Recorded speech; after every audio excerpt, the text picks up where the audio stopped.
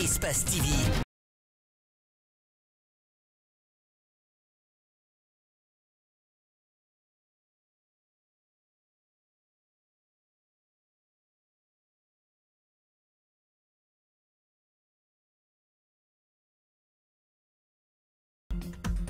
Espace TV sur Canal 243, vous regardez le 19h45. Bienvenue à tous à la une de l'actualité. Manifestation des travailleurs du port minier de Simbaya et de Dabeleng ce lundi matin.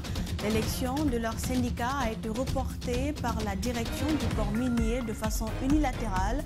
La CNTG et l'Inspection générale du travail ont été saisis.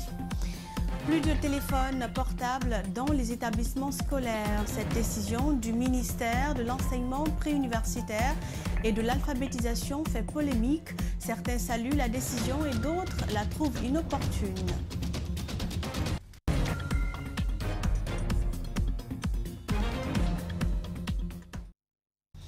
Bonsoir à tous et bienvenue au 19h45. Des travailleurs du port minier de Simbaya et d'Abeleng ont manifesté leur mécontentement ce lundi matin. L'élection de leur syndicat a été reportée par la direction du port minier de façon unilatérale. La CNTG et l'Inspection générale du travail ont été saisis. Le vote est programmé demain mardi. Mamadou Kalisso et Aliouba nous en disent plus. Ces travailleurs dénoncent des licenciements abusifs et une surexploitation. Au lieu de 8 heures, comme prévu par le Code du travail, ils travaillent 12 heures par jour. Et les heures supplémentaires ne sont pas payées, explique-t-il. À cela s'ajoutent des conditions de vie et de travail précaires. Une minute de recueillement sous cette installation vétuste où un des leurs, Mamadi Yakité, a chuté mortellement il y a 3 mois. L'un de nos camarades effectivement est tombé, il est mort. Et les conditions de travail quand même sont très précaires, ça il faut le dire. Nous travaillons, c'est comme si on est dans une autre époque. Ce lundi matin, les élections syndicales du port minier de Simbaya et de Dabeleng devraient avoir lieu. Elles ont été reportées de façon unilatérale par la direction générale du port minier qui aurait choisi ses propres candidats. On dit que le mouvement syndical est une institution indépendante là où la voix des travailleurs passe. Donc à la CBK, tel n'est pas le cas. À chaque fois, on nous sanctionne, on nous intimide, puisqu'au moment qu'on faisait la campagne syndicale, il y a eu nos camarades, nos collègues qui ont écopé des sanctions arbitraires. Si vous voyez que nous sommes venus massivement à la CNTG, c'est pour dire notre ras-le-bol qu'on en a marre. Ils n'ont qu'à laisser les travailleurs de la CBK choisir et élire leur syndicat. À la Bourse du Travail, ils ont été reçus par le secrétaire général de la CNTG et son équipe. Il rassure les travailleurs. Dès lors qu'un protocole préélectoral a été établi, signé par toutes les parties prenantes, il n'y a aucune raison qu'on puisse récuser un candidat. Et j'ai informé l'inspection du travail pour dire à la direction de ne pas du tout déranger la liste qui a été présentée par la CNTG. Amadou Diallo déplore l'immixtion des sociétés dans le choix des syndicats. L'élection est prévue ce mardi à Simbaya. Un reportage de Mamadou Kalisso. Je vous l'annonçais également à l'entame, la décision du ministère de l'enseignement préuniversitaire et de l'alphabétisation d'interdire les téléphones dans les établissements scolaires est diversement appréciée par les syndicalistes de l'éducation.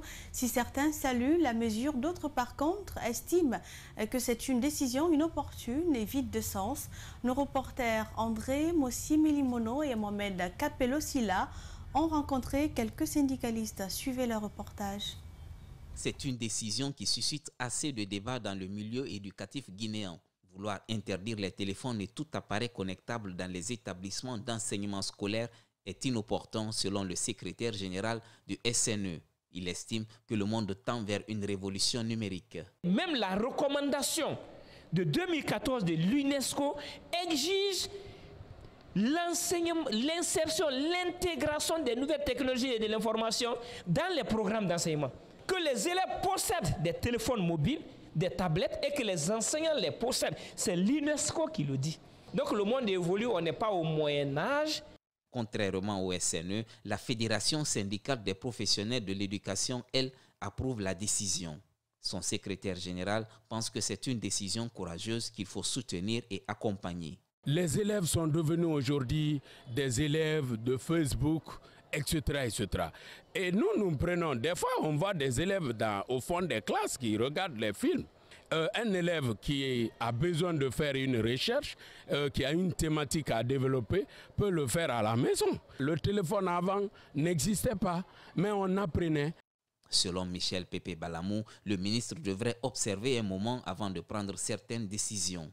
Salif Camara, lui, demande au département de tutelle de s'intéresser à d'autres comportements indécents dans les écoles. Et je pense que quand on vient à la tête d'un département, il faut d'abord observer pendant 6 mois ce qui se passe.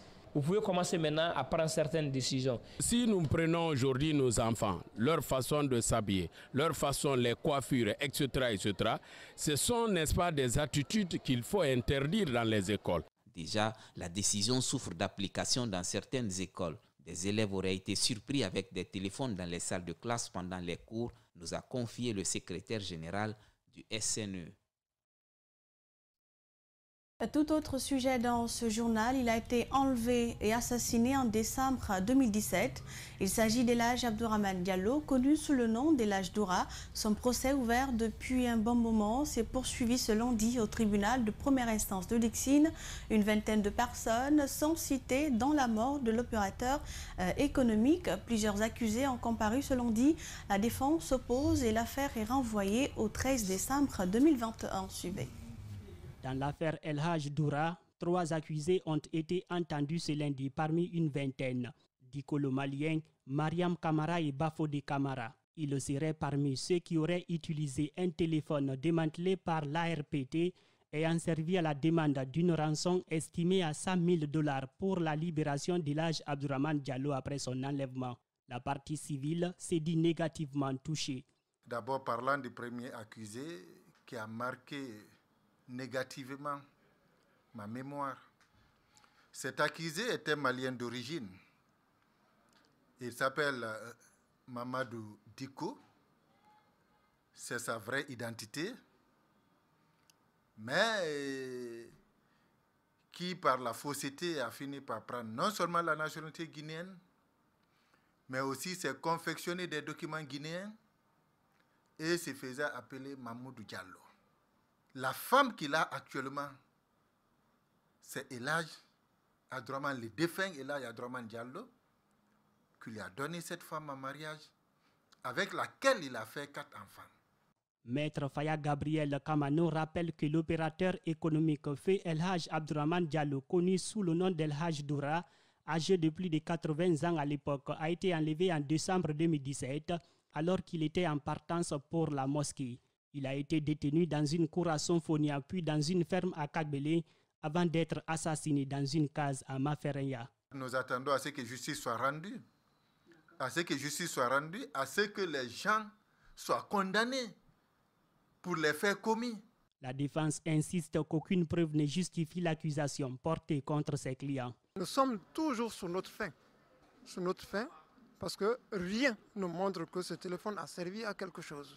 L'affaire Elhadj Doura est renvoyée au 13 décembre 2021.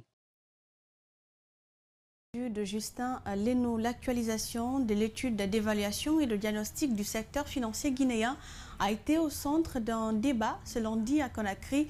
Il s'est avéré qu'au cours de la dernière décennie, il existe un faible taux d'épargne collectée, l'absence des banques spécialisées et un faible taux de bancarisation comparativement à la sous-région. Le cadre d'échange est à l'initiative de la Banque centrale. Djibril Ba et Abdoulaye Kamara pour le reportage. La modernisation du secteur financier est au cœur des préoccupations des acteurs évoluant dans les microfinances, les assurances et les banques. Face à la réalité des avancées technologiques, il est temps de faire une étude d'évaluation et de diagnostic. Ce cadre d'échange intervient alors 8 ans après.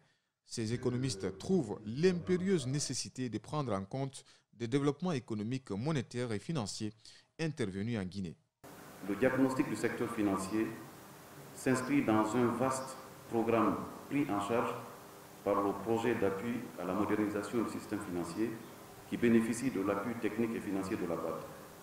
Je voudrais à ce stade rassurer monsieur le représentant résident de la BAD que les autres composants de ce projet sont en cours d'exécution. Il part du constat de la BCRG, l'existence d'un faible taux de bancarisation qui est à 16%, alors que la sous-région est à 19%. Pas seulement la faiblesse du financement apporté à l'économie et l'absence des banques spécialisées. Les cadres et dirigeants guinéens du système financier ont fait des observations pertinentes pour permettre au cabinet d'intégrer afin d'adopter un document final à la convenance de toutes les parties. Parlant de ces insuffisances, les participants à ce débat relèvent que les crédits bancaires au secteur privé représentent seulement 9% du PIB contre une moyenne de 27,7% en Afrique subsaharienne. Nous ne sommes pas dans une zone de parité fixe en Guinée. Notre taux de change est flottant.